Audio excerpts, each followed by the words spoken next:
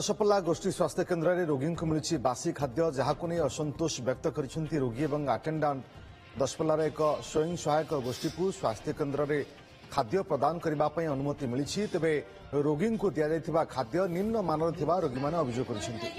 मिलिथिबा भात डाली तरकारी रे खट्टा लागुथिबा मध्य कहिसन्ति रोगी एने स्वास्थ्य केन्द्र दायित्व थिबा अधिकारी को अभियोग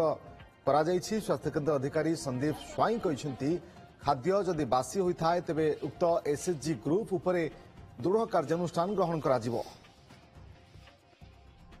डाली खट्टा है जाउची तरकारी पिता होची केतले खाया दिले 11टा बेले नहीं बासी के कोन हम जाननु जते बेले खाइलु खट्टा लागिला कोन कहबो आमे जदि एटा खाइबो आमे मरिबो ना बचिबो।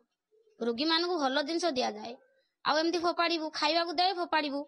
आ रोगी कोन भल हेबे भल जिनस देले भल खाइबू भल होइकी घर को जीवू आ देखला खाइबू कोन एबे जदि उपास रहिबू संध्या जाक संध्या देबे 11टा राति कि 9टा राति देबे सेतरा हम जाक रहिबू की अभियोग तो आगु आसीनी आज कंप्लेन आसिला मु एठी थिली ओकेजन रे थिली मते कंप्लेन आसिला तो मु दीदी को संगे संगे इन्फॉर्म करिछि कि जो माने पेशेंट माने कंप्लेन करूछनी से माने गोटे लिखित अभियोग रखिबे प्लस तार दीदी आ मु मिसी के इंक्वायरी करिवु आ जो कंपनी को दिया है कंपनी तो नुहे जो एसएसजी ग्रुप जो एजेंसी को दिया है आम एक्सप्लेनेशन मागिबू जदि दरकार पड़ो आम आज लंच जो दिनटा अच्छी से माने डायट रे पड़ोनी।